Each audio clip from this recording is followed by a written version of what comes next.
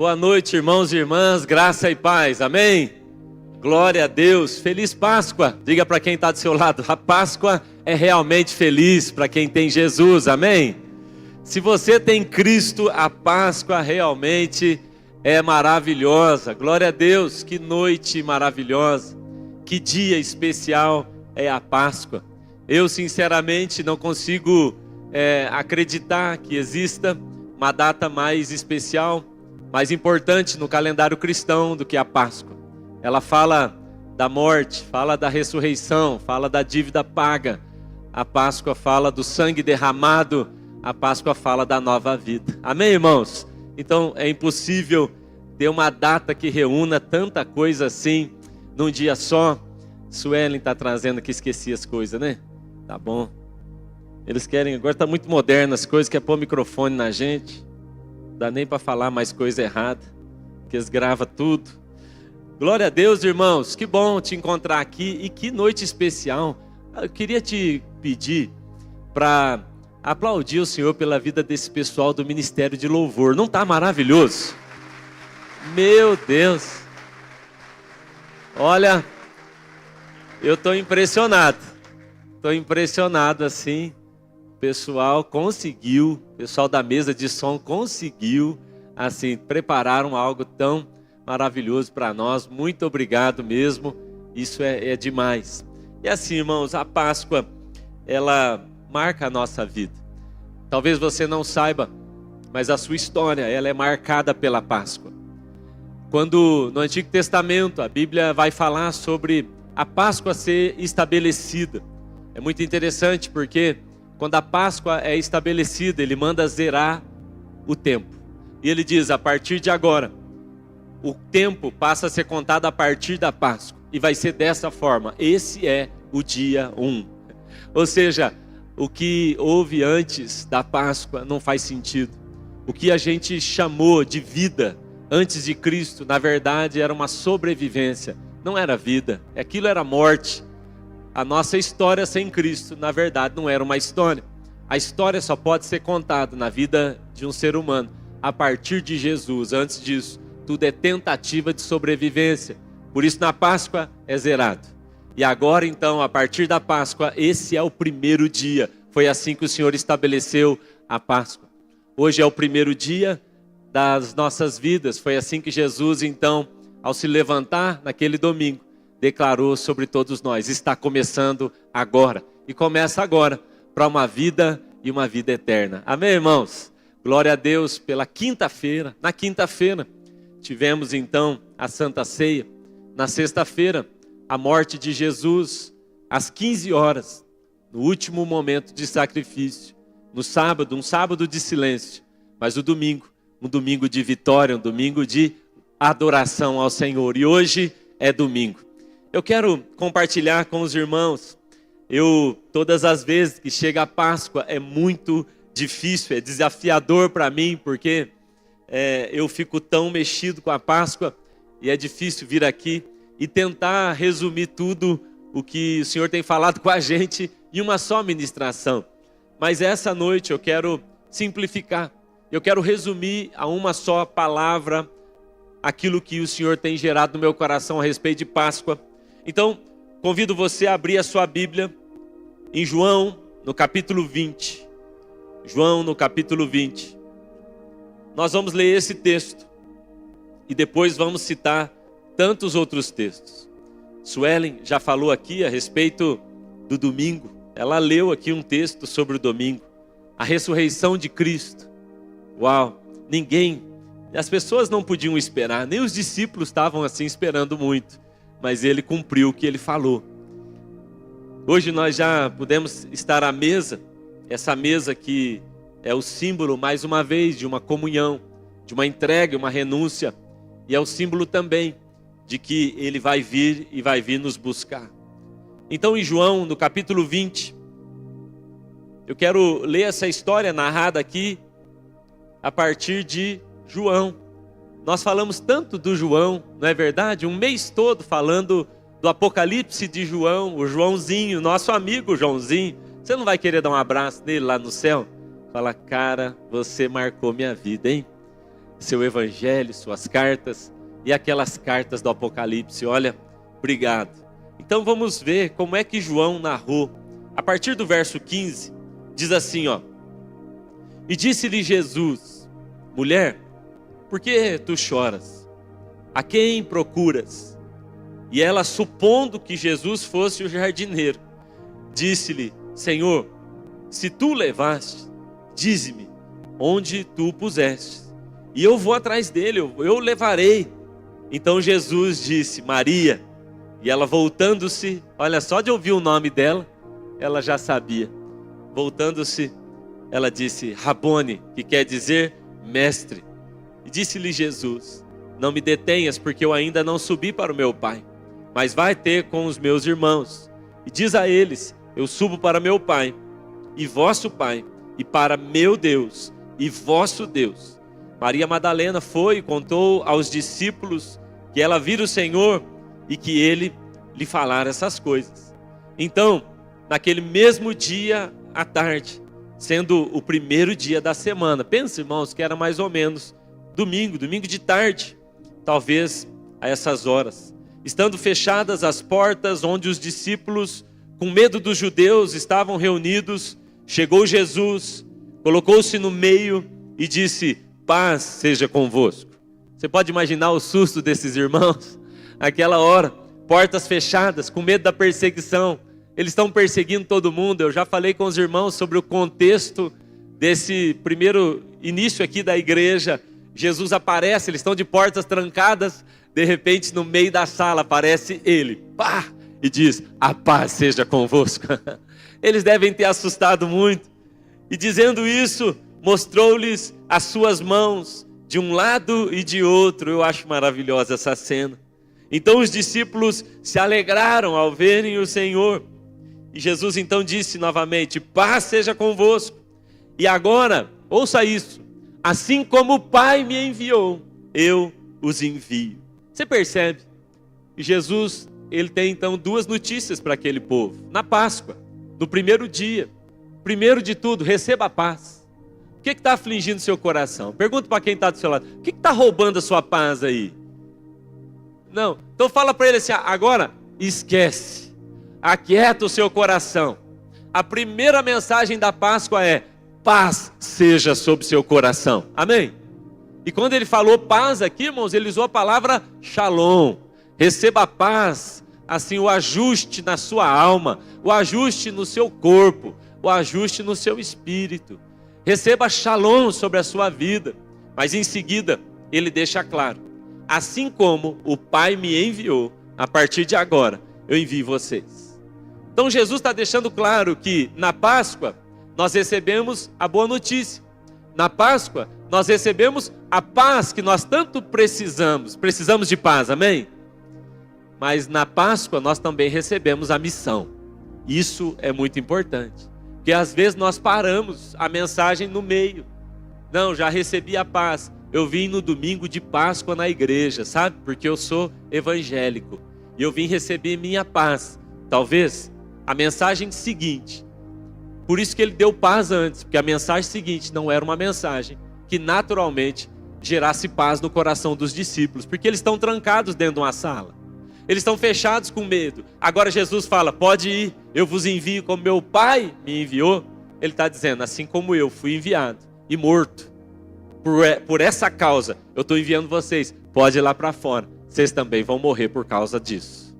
Quem está entendendo, diga amém. Bom, espero que você esteja entendendo mesmo. E aí, vem a terceira ação de Jesus. Verso 22. E tendo dito isto, assoprou sobre eles e disse: recebei o Espírito Santo. Você pode me ajudar então? Diga para quem está do seu lado assim: paz, missão e unção.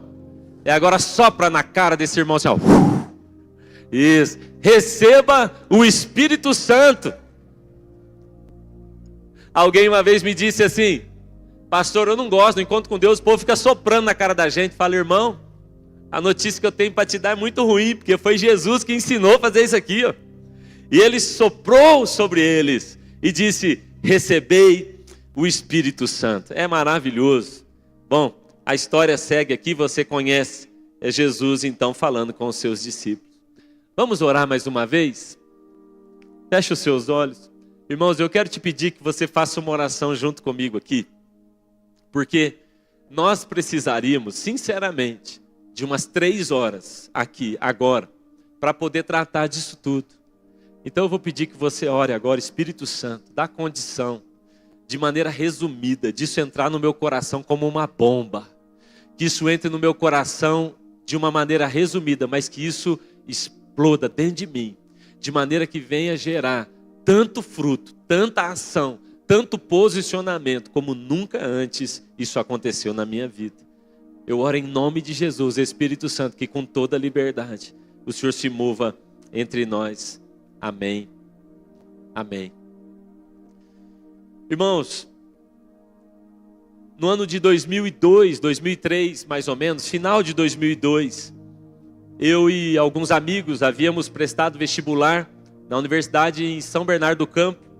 E nós éramos um grupo de 10 amigos, mais ou menos. O número exato era 12. E nós estávamos ali num cartório agora. E eu conto um pouco essa história porque tem muitas coisas nela que eu ainda não entendi, não compreendi.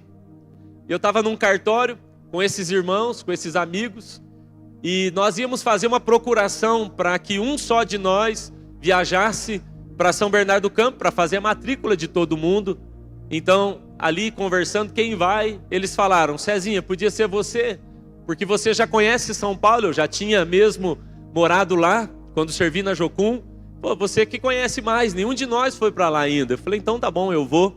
E aí eles fizeram a procuração no meu nome, meu pai estava comigo e meu pai falava comigo, não vai não, vai ter jogo, a gente estava num campeonato, ele queria que eu ficasse para jogar. E aí um dos meninos que estava ali ouvindo isso, falou, ó, Cezinha, eu tenho muita vontade de ir para lá. A procuração estava feita, estava preparada já. E ele falou, se você quiser, eu vou no seu lugar. Eu faço essa viagem, eu posso ir. Um amigo meu, morou comigo, inclusive em Londrina. Quando eu conto aquela história que tinha um mendigo, tinha o hippie, esse rapaz também morou comigo nessa época lá na nossa casa. Na hora, meu pai ouviu e falou, não, vamos rasgar a procuração, eu pago para fazer uma outra, não tem problema. Fizemos uma nova procuração, aquela estava no meu nome, foi rasgada. E aí nós compramos a passagem para esse rapaz naquela mesma noite. Ele embarcou à noite e de manhã, em torno de 6 horas da manhã, eu recebo uma ligação do pastor Hugo, pastor lá em Marialva. Ele me liga desesperado e ele diz, Cezinha, o ônibus bateu e o nosso irmão Ivan morreu. Ele estava sentado exatamente na minha poltrona, era a minha poltrona, era o meu lugar. A procuração estava feita, foi rasgada, era para eu estar naquele lugar, com certeza teria morrido. E agora, sem entender muito, eu não conto muito essa história, porque ainda tem coisas que eu não consegui compreender. Mas sabe, aquilo acabou comigo, aquilo me deixou tão mal, e eu me senti culpado. E eu fui para a casa do Hugo e eu chorava, dizia, cara, era para mim, essa morte era minha, esse acidente era meu. O que aconteceu? Como eu vou explicar isso para a família dele? Como ficou? E aquilo foi terrível para mim. Depois de uns dias, eu me lembro que eu estava me preparando para pregar num sábado. Eu era líder de jovens na nossa igreja lá em Mandaguari. Eu estava me preparando para pregar no sábado, sem desejar pregar, sem querer pregar naquela noite, porque eu ainda estava tão culpado da morte desse meu amigo. E naquele dia, então o Espírito Santo me visita e ele fala, eu quero que você reflita na morte do meu filho no seu lugar, assim como você está refletindo na morte desse rapaz no seu lugar. Sabe, irmãos, aquilo me provocou tanto, porque eu percebi que eu não tinha uma revelação profunda do que é Páscoa. E por uma situação ali que envolveu a gente, envolveu uma pessoa mais próxima, alguém que eu conseguia ver, conseguia dar nome, por causa daquilo, eu estava tão mexido, tão movido, tão compadecido da família, e o Senhor estava me dizendo, meu filho morreu em seu lugar, e você não tem esse nível de compaixão, e você não tem esse nível de revelação. Sabe, irmãos, a gente hoje se reúne aqui para celebrar, adorar o Senhor, É maravilhoso vir aqui falar sobre vida. É maravilhoso vir aqui e dizer, uau, Ele ressuscitou, agora eu posso ter vida e posso ter vida abundante. Mas eu não queria, de maneira alguma, que nós nos reuníssemos aqui para falar só de vida e nos esquecêssemos que para podermos estar aqui nessa noite, alguém teve que morrer. Alguém precisou morrer. A palavra Pessah, ou Pessa do hebraico, que é a palavra Páscoa, que foi transliterada dessa forma para nós, é a palavra que, se fôssemos então procurar a explicação exata para ela, é passou sobre, passou por cima. Então naquele dia, lá no Egito, a morte não tocou os filhos de Israel. A pastora Silvana falou aqui sobre o sangue que foi nos umbrais, e porque aquelas casas tinham sangue nos umbrais, então eles não morreram. Então Pessah passou por cima, não tocou, a morte não acessou aquelas pessoas. Muito bem, mas para que houvesse sobre nós uma morte que não nos tocasse, houve sobre alguém uma morte, sim, que o tocou. Para que aquelas pessoas tivessem sangue, para passar sobre os umbrais das suas portas, então havia necessidade de um cordeiro ser morto. Então é claro que eu quero celebrar a vida, é claro que eu quero celebrar o livramento, mas eu não posso me esquecer que o que me livrou matou o meu melhor amigo. Foi uma morte. Nós não podemos tratar isso como qualquer coisa. Aquele cordeiro ali representava o próprio Cristo. A Páscoa judaica, eles sempre então matavam um cordeiro, o cordeiro pascal. É assim que Paulo vai descrever, e ele diz, escute bem, o cordeiro pascal agora é Cristo. Aquilo representava ele, sempre foi apontando para ele. Aquela morte indicava que em algum momento, para que eu e você pudéssemos ter vida, ele teria que morrer. E eu queria usar essa palavra hoje aqui com os irmãos. Sabe, se eu pudesse resumir essa Páscoa a uma palavra hoje, para uma reflexão nossa como igreja, a palavra seria substituição. Eu fui substituído naquele ônibus, mas eu fui substituído naquela cruz, amém? Aquela cruz era minha, aqueles pregos eram nossos, aqueles açoites não eram de Cristo, foi por substituição. Aquele cordeiro não fez nada para morrer, foi por substituição.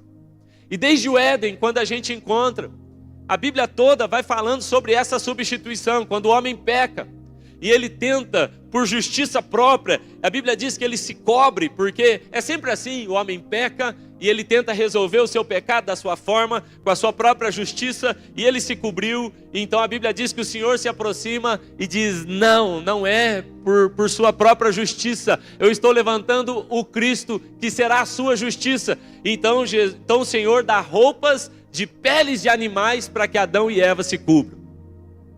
Ele já precisou matar um animal ali. De novo, nós estamos falando de substituição.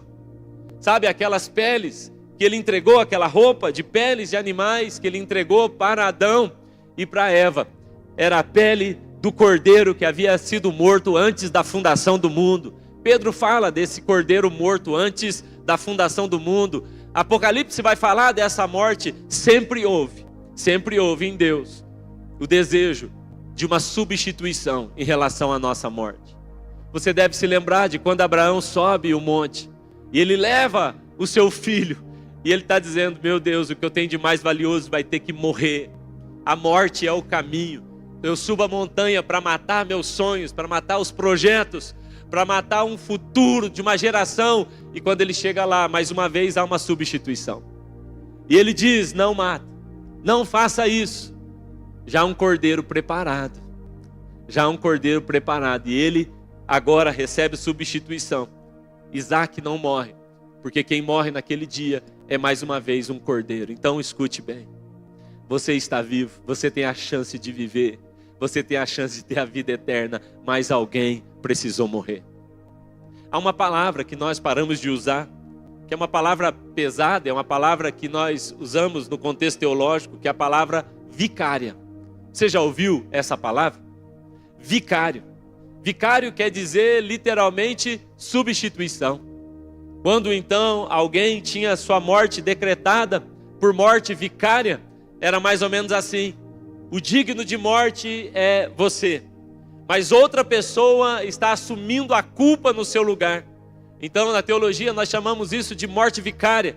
É quando alguém que não merece ser morto morre no lugar de alguém que merecia ser morto. É assim. E é o que a Bíblia vai nos dizer em Isaías capítulo 53. Quando o profeta, então, começa a falar sobre o Messias.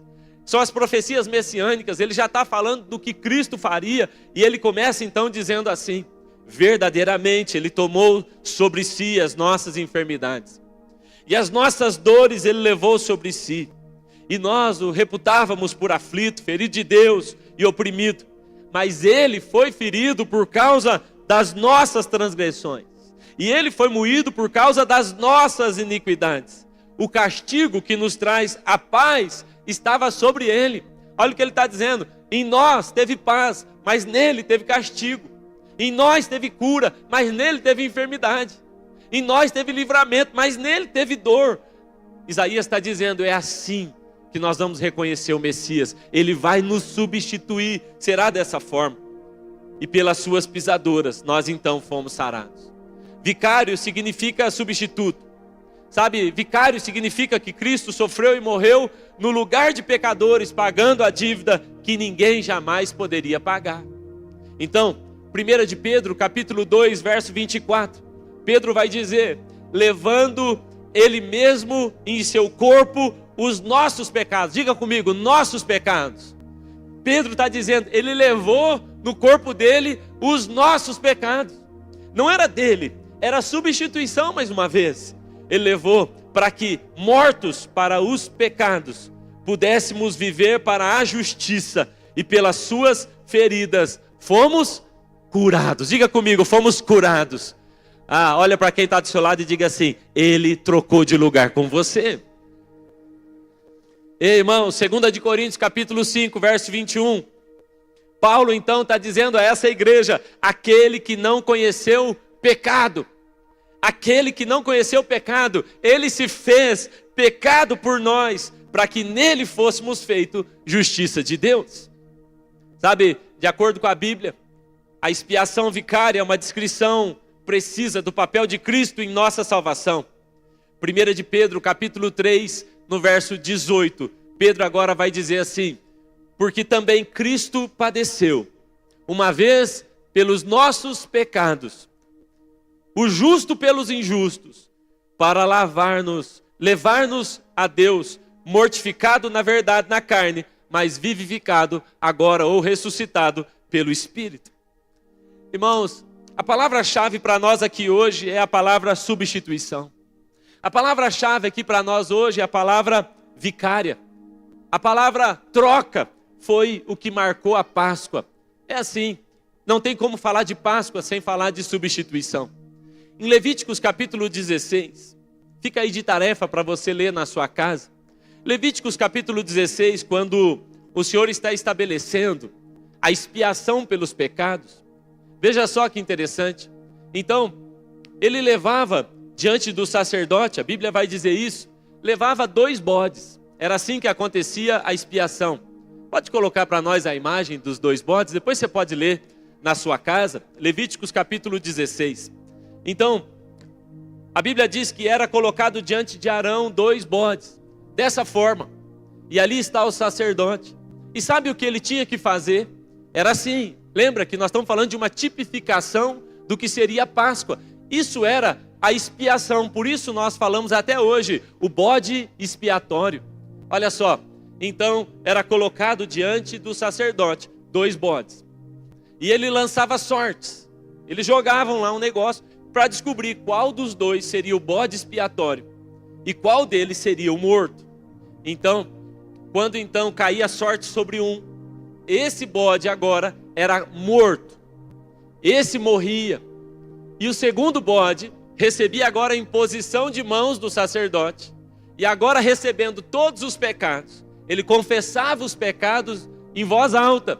E agora um bode estava morto e o outro era enviado para o deserto. Um morria para que o outro vivesse. Um morria para que o outro pudesse agora ir para longe, carregando os pecados para um lugar bem distante. Essa tipificação, ali em Levíticos 16, representa bem o que Cristo faria por nós depois. Quando você vai ler, por exemplo, Mateus capítulo 27, Mateus capítulo 27, lembra que a Bíblia vai dizer, era período da Páscoa, e era comum que as autoridades soltassem um preso. Vocês lembram dessa passagem? Então, agora eles chamam um preso chamado Barrabás. Vocês se lembram de Barrabás? E era dia de Páscoa, olha só como se parece muito com o que acontecia. E eles então agora colocam Barrabás, que era comum soltar um e matar outro. Não parece muito com o bode expiatório? E agora eles colocam Barrabás e colocam Jesus um ao lado do outro. E ele grita, o que vocês querem que eu faça com Barrabás? E o que eles dizem? Solta Barrabás, solta ele. E o que vocês querem que eu faça com o Jesus chamado de Cristo? E eles dizem, crucificam. Porque para que um fosse solto, o outro precisava morrer. É só a tipificação do que já estava escrito lá em Levíticos. Eu não sei se você sabe, mas o nome Barrabás significa Bar-Abá, ou o filho do pai terreno. Barrabás é o filho terreno e Cristo é o filho celestial. Então, para que nós, filhos terrenos, fôssemos salvos e pudéssemos ter vida, o filho do pai celestial precisou morrer no nosso lugar. Quem está entendendo que tudo fala de substituição aqui? Então, se Barrabás está vivo, é porque Cristo morreu.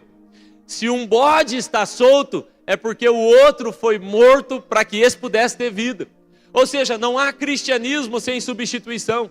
Não há cristianismo sem troca. Não há Páscoa sem a compreensão exata do que é morte vicária. Hoje de manhã lá em casa, nós estávamos orando de manhã juntos com os meninos. E antes de orar, nós falávamos ali com eles sobre a Páscoa. Em um momento, eu não me lembro se foi o Lucas ou foi o Davi, que citou João capítulo 3, verso 16. Quantos conhecem João 3,16?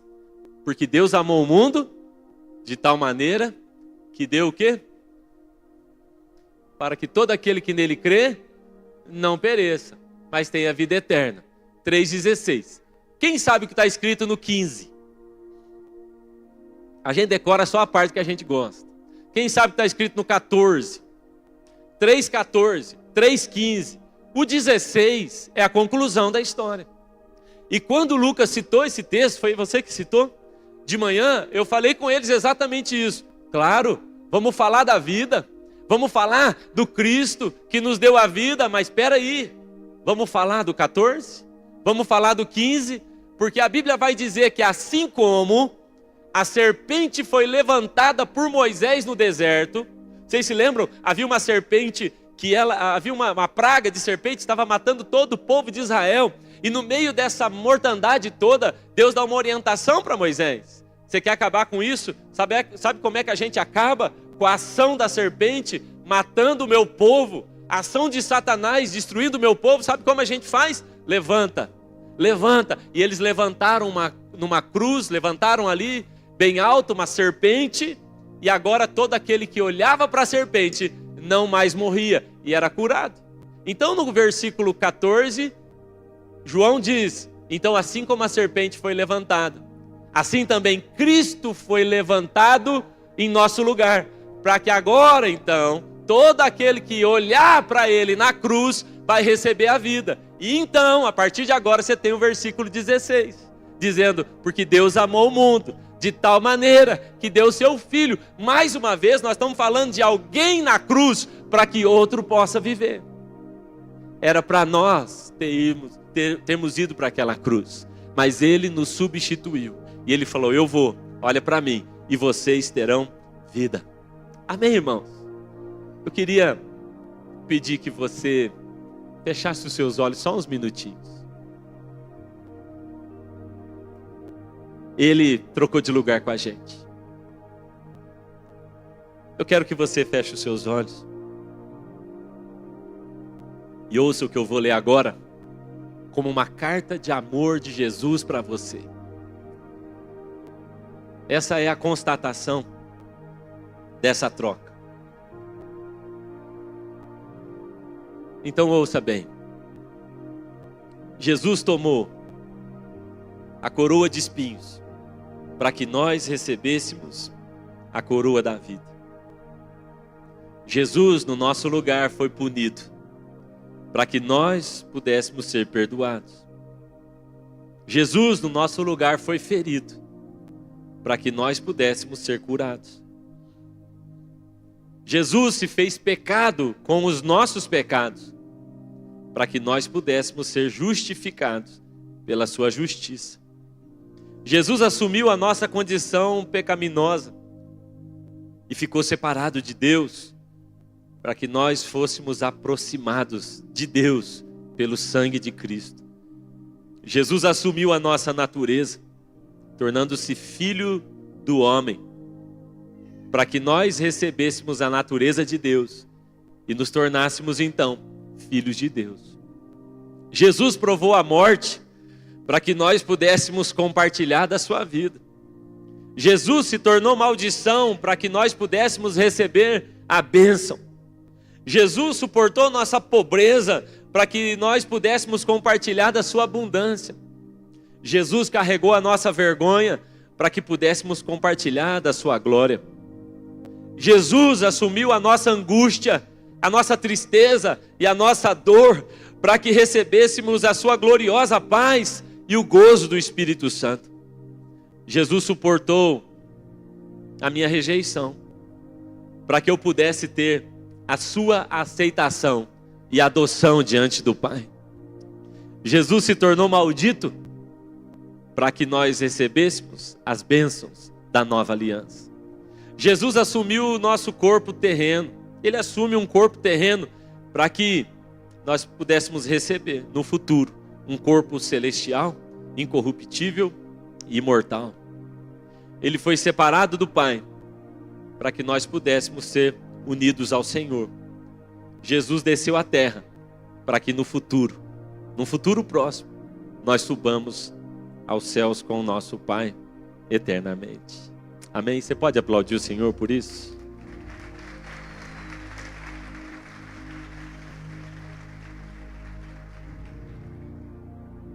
Irmãos, eu preciso que você entenda hoje sobre substituição. Eu preciso que você entenda essa troca nessa noite. Sabe, hoje é domingo, eu quero celebrar a vida, eu quero celebrar porque na cruz Ele pagou a nossa dívida, seu sangue foi derramado, nos purificou dos nossos pecados, na sua ressurreição, recebemos a vida eterna. Hoje é domingo, eu quero celebrar isso, mas eu não posso me esquecer, alguém precisou morrer para que a gente vivesse isso tudo. E hoje a grande questão, e eu quero caminhar para o final aqui falando com os irmãos sobre isso, a grande questão, e é onde mais o Senhor tem me confrontado nesses dias, a grande questão é: qual é o nível da nossa revelação em relação à substituição que recebemos? Será que nós compreendemos isso profundamente mesmo? Será que o estilo de vida que hoje temos comprova que nós entendemos? Era minha aquela morte, Ele tomou o meu lugar. Será que nós entendemos? O nível de intensidade da nossa vida cristã é definido pelo nível de revelação que temos sobre a Páscoa. Você entendeu? O nível de intensidade da nossa vida cristã vai ser definido pelo nível de revelação que temos do que é Páscoa. A compreensão profunda vai nos levar a uma vida intensa nele. Eu não sei você, mas assim, durante essa série do Apocalipse, eu fiquei muito provocado. Muito mesmo. Olhando para a história dos primeiros cristãos, olhando para aquela igreja, olhando para eles, eu fiquei muito provocado, pensando: será que a gente não precisa parar e reorganizar a nossa vida enquanto igreja evangélica? Será que não está na hora da gente olhar para esses irmãos? Porque quando a gente olha para a história da igreja primitiva, essa igreja que nós lemos e aprendemos tanto nessa última série, parece, irmãos, que quem olhava para aquela igreja primitiva sabia, eles entenderam algo muito profundo. Sabe o que eu acho?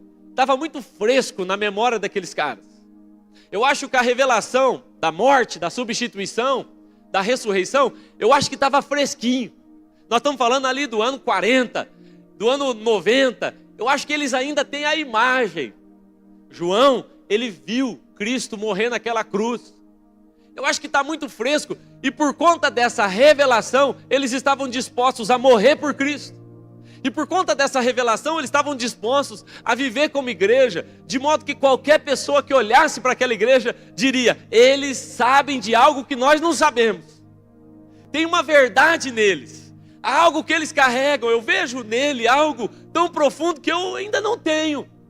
Todas as pessoas que olhavam para aquelas igrejas, olhavam para aquele povo, a igreja primitiva, sabia: há uma entrega nesse povo, há um amor neles, que só pode ser resultado de uma revelação que nós ainda não temos.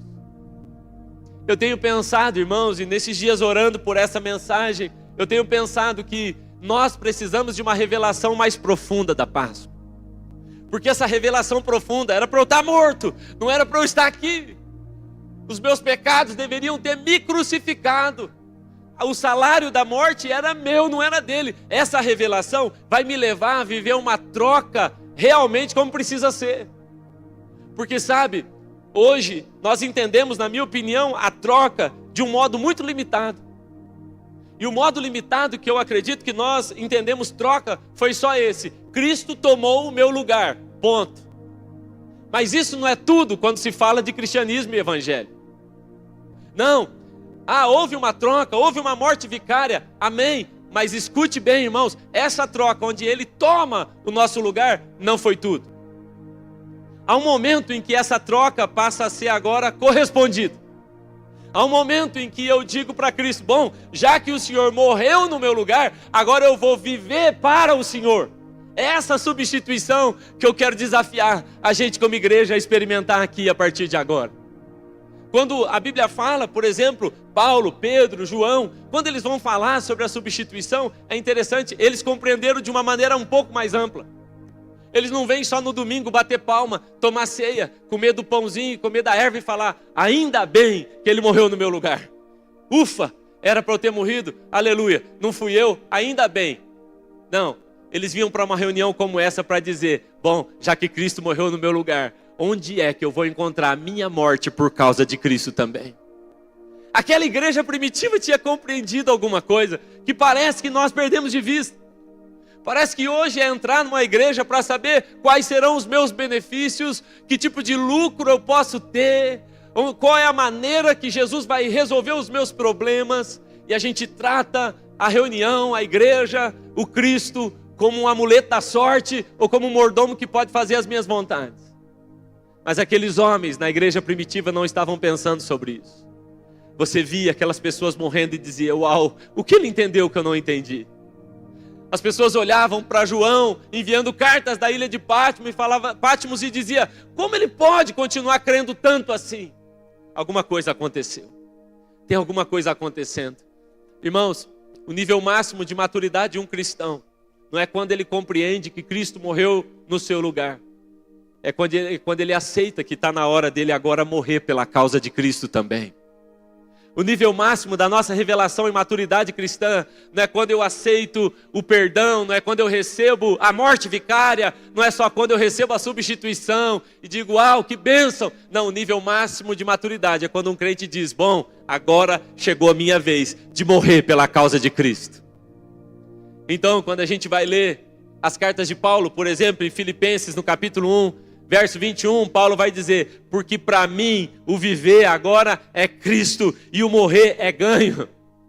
Veja como a compreensão desses homens é diferente. Houve uma mudança na compreensão deles. Sabe, eu fico pensando, o que deveria acontecer com a gente? A gente deveria hoje aqui receber essa notícia de substituição e só dizer: muito obrigado, Jesus, vou tocar a minha vida como eu bem entender? Quantos aqui concordam comigo que não pode ser assim? Que a revelação de uma Páscoa profunda no nosso coração deve nos levar a uma vida totalmente para Cristo. Então em Gálatas, no capítulo 2, verso 20, a Bíblia diz assim, Paulo está falando para aquele povo, olha a compreensão deles como é diferente. Já estou crucificado com Cristo. Ele não está dizendo, Cristo morreu lá, ele que foi crucificado, bom, problema dele, eu vou seguir minha vida como eu quero. Ouça bem o que Paulo está dizendo. Fui crucificado com Cristo e vivo, não mais eu, mas Cristo vive em mim. E a vida que agora vivo na carne, sabe como é que eu vivo? Eu vivo pela fé no Filho de Deus, o qual me amou e se entregou por mim mesmo. Olha o que ele está dizendo, houve uma troca sim. A troca aconteceu, ele morreu no meu lugar. Mas sabe o que eu faço? Eu me crucifico junto dele. E agora a vida que eu vivo na fé do Cristo. Não vai ser uma vida do meu modo. Vai ser uma vida no modo dele. Essa é a grande troca. Essa é a grande substituição. Ele morre por mim e eu vivo por ele. Então, 2 de Coríntios capítulo 5, verso 17. Paulo mais uma vez está dizendo, assim, se alguém está em Cristo, nova criatura é. As coisas velhas já se passaram e agora tudo se fez novo. Preste atenção no que ele está dizendo. Se você está em Cristo, você se tornou uma nova criatura.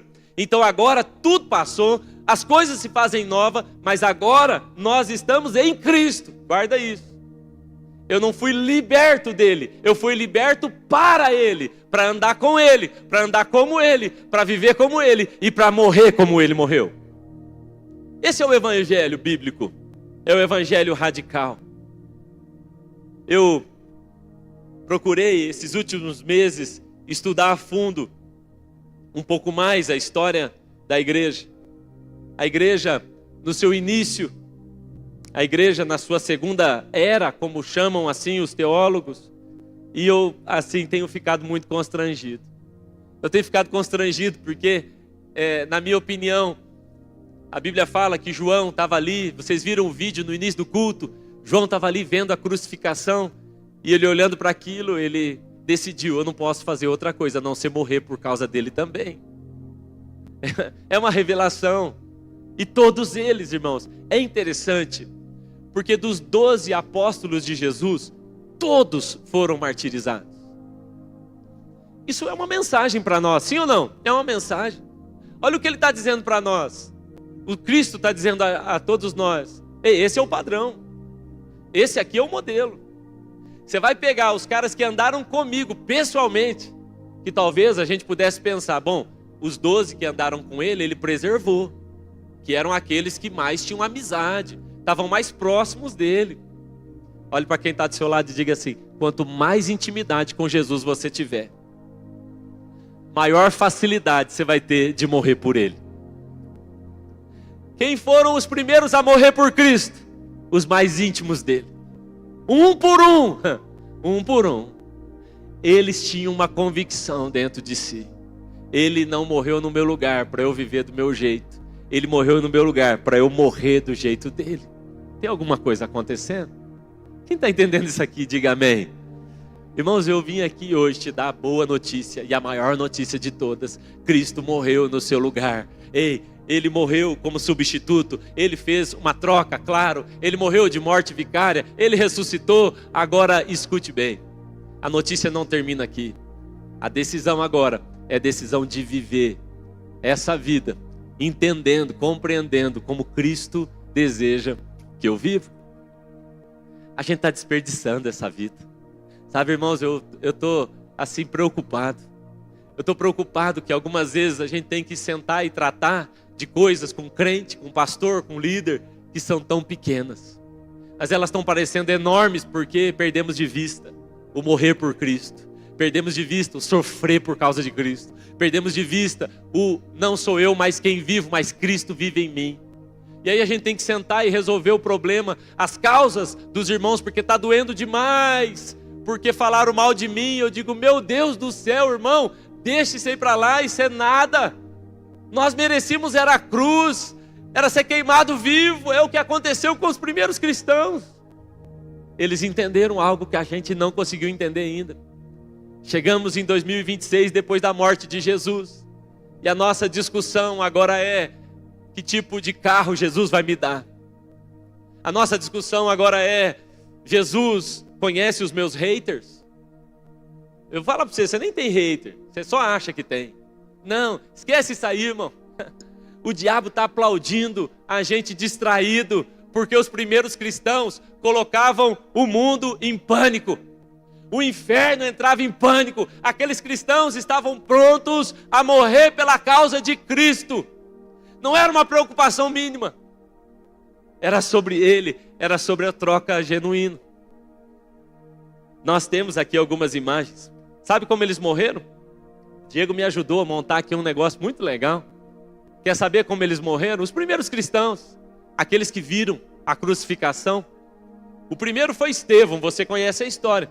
Está em Atos no capítulo 7. O primeiro mártir foi Estevão.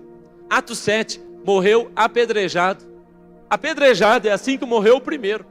Aí vem Tiago. Esse Tiago, filho de Zebedeu, ele então é o primeiro, olha lá, o primeiro a morrer dos apóstolos foi decapitado.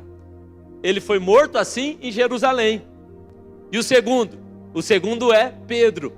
Logo depois de Tiago, o pessoal começou a fazer festa. Falou, bom, quer saber? Vamos matar todo mundo. E agora, crucificam Pedro de cabeça para baixo. Diga para quem está do seu lado, eles entenderam alguma coisa que nós não entendemos. Eles entenderam alguma coisa que nós não entendemos. Espera aí. Aí nós vamos falar também de André. Esse é outro discípulo de Jesus. Andou com ele, andou pertinho dele. Ele foi crucificado em uma cruz em forma de X. Fizeram isso. Esse é o André, amigo de Jesus. E o Filipe? O Filipe também. Olha lá, crucificado na Ásia Menor, em Hierápolis, vocês conhecem a história. E está ali Filipe agora, crucificado. Estão matando esse discípulo de Jesus também. Quer ouvir a história de Bartolomeu? Bartolomeu, esfolado vivo, e depois o crucificaram. Você quer ouvir a história de Tomé?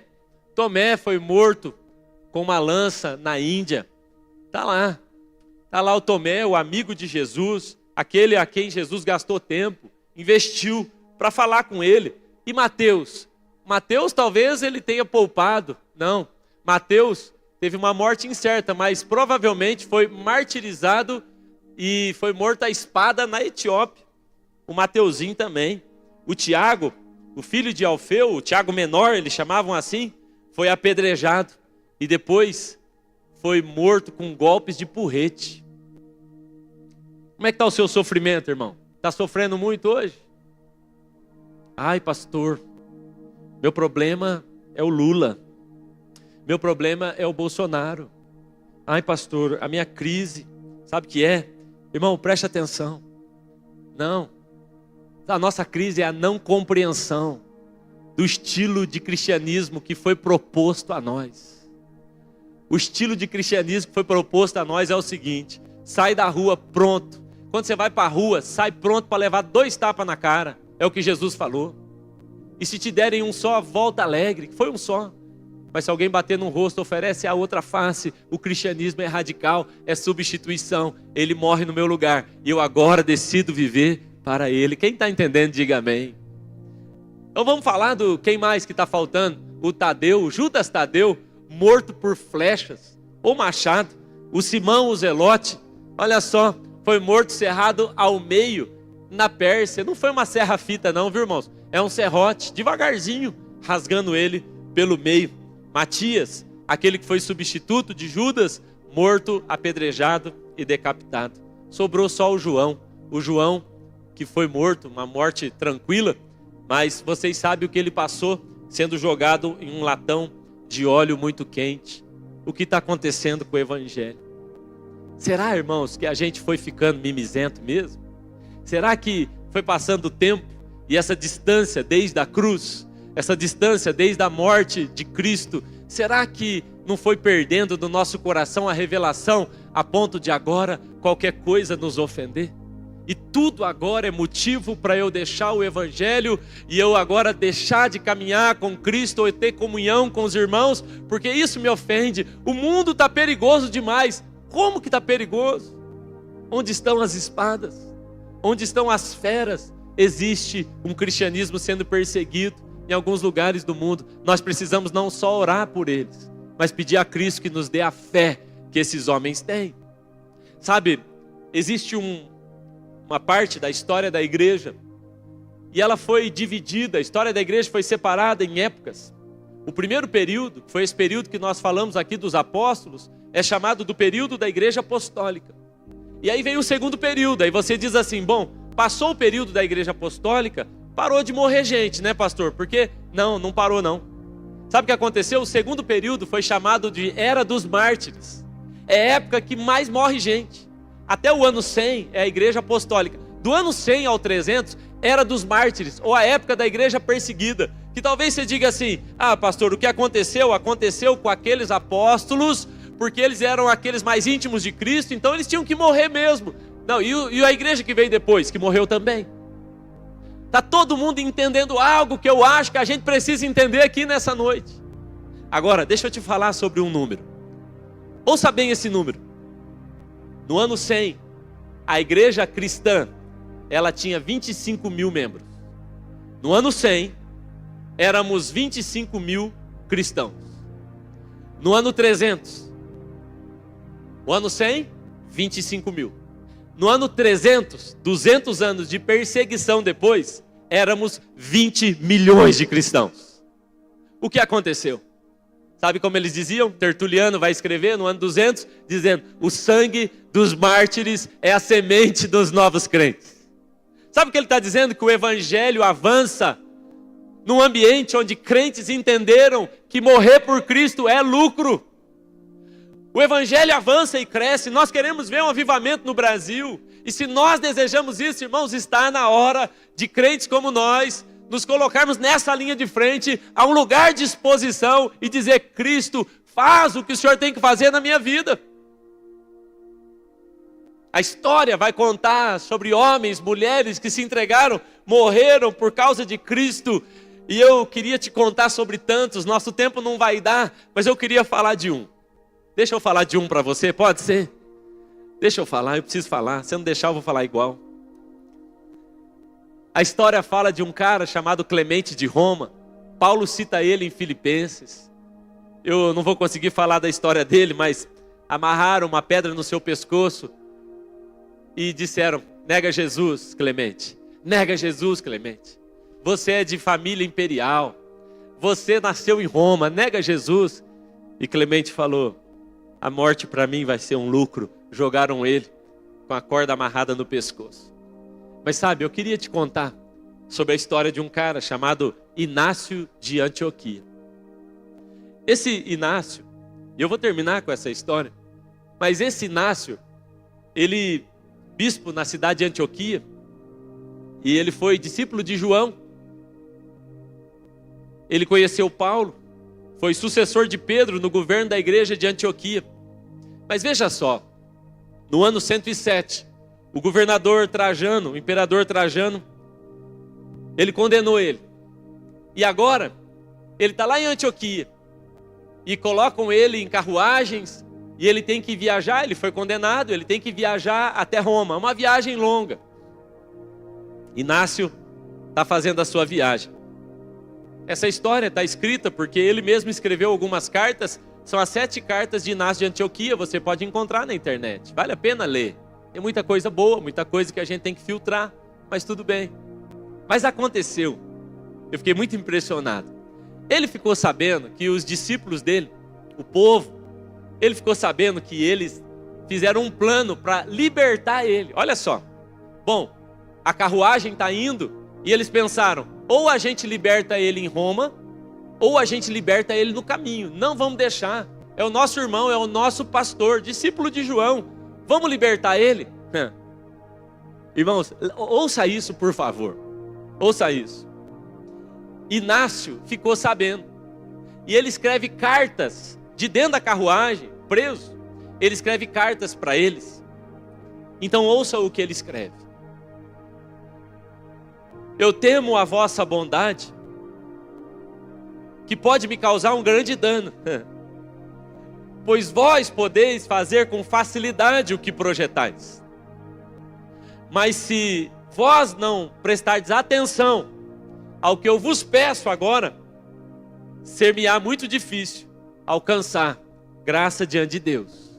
Então escute o que ele fala. Estou disposto a suportar o martírio, para não somente me chamarem de cristão, mas que também me comporte como tal. Meu amor está crucificado. Não me agrada mais a comida corruptível. Eu não quero mais outra coisa, eu quero o plano de Deus, que é a carne de Jesus Cristo, o sangue dele eu quero beber, que é a bebida imperecível, porque quando eu sofrer, eu serei livre em Jesus Cristo, e com ele ressuscitarei em liberdade. Eu sou o trigo de Deus, ouça essa frase dele, eu sou trigo de Deus, e os dentes das feras hão de moer-me, para que eu possa ser oferecido a Jesus, como um limpo pão a ele. Meu espírito se sacrifica, não somente por vós, mas agora também, quando eu chegar a Deus, eu ainda estou disposto, eu ainda estou exposto ao perigo, mas o Pai é fiel, para atender a minha oração e a de vocês, e que vocês sejam encontrados nele sem reprovação. E dessa forma, esse homem, Inácio de Antioquia, foi levado até as feras, e diz a história que enquanto ele era comido pelas feras, enquanto ele era destruído pelas feras, ele cantava a Deus e dizia: faz-me pão, um pão puro, para que o céu me receba. Ele tinha a opção do livramento, ele tinha a opção de sair dali ileso. Irmãos, eu não estou chamando ninguém aqui para um espírito de morte, ou que a gente assuma assim uma condição suicida, mas o que está acontecendo é que esses caras tinham uma revelação de evangelho que talvez a gente não tenha recebido ainda, que parece que o cristianismo ele é um suporte, é uma ferramenta para me ajudar nos dias que eu estou mal, é para vir aqui para resolver as minhas crises com os meus filhos adolescentes, meu casamento, para me ajudar a me livrar de um vício. Ele é tudo isso também. Mas se limitarmos o evangelho a isso, não entendemos a Páscoa como deveríamos entender. O propósito era trocar de lugar. Trocar de lugar. Eu decido morrer por causa de Cristo. Amém? Pastor, como é que você tem tanta certeza disso? E eu te digo, quando Jesus ressuscita, ele não falou aos discípulos: paz seja convosco, vivam a vida que eu vos dou. Sabe como ele diz? Paz seja convosco. E a sequência agora é: e eu vos envio como meu Pai me enviou. A sequência não foi: receba a paz, eu estou de pé. Num domingo como esse, Cristo se aproximou dos seus discípulos, como eu estou fazendo aqui com os irmãos, dizendo: ei, a notícia boa é, ele se levantou, vamos celebrar, vamos sim, vamos adorá-lo, vamos sim. A morte, a Bíblia vai dizer em Atos 2, era impossível que a morte o contivesse, impossível porque não tinha pecado. Bom, ele se levanta, ele venceu a morte, ele expôs publicamente os demônios, as potestades, os principados, ele os venceu. E agora, a gente deveria fazer o quê? Aplaudir ele só? Não. A maneira que glorificamos a Deus agora é vivendo a vida como ele viveu, de modo digno.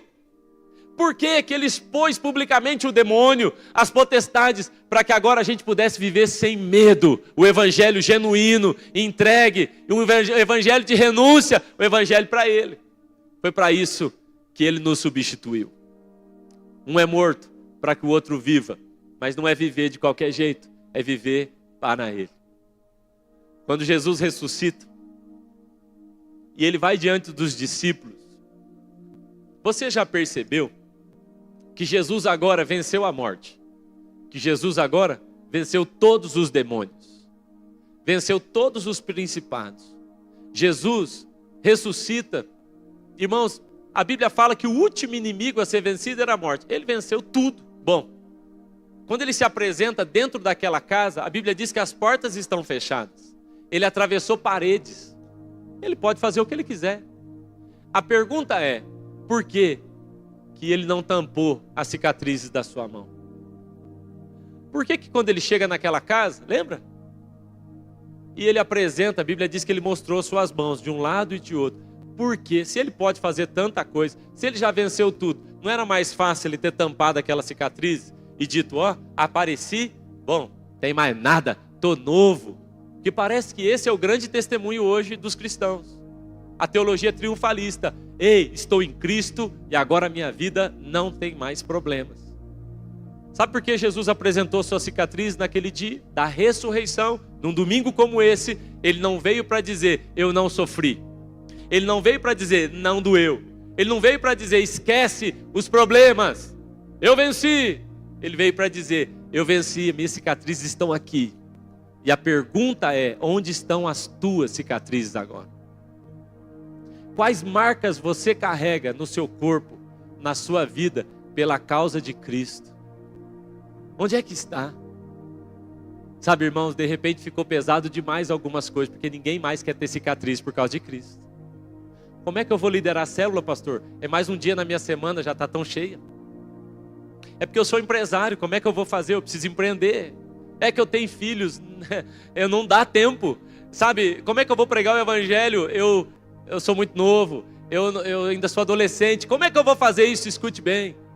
Se não houver em nós marcas, cicatrizes, então não compreendemos o evangelho de Jesus também.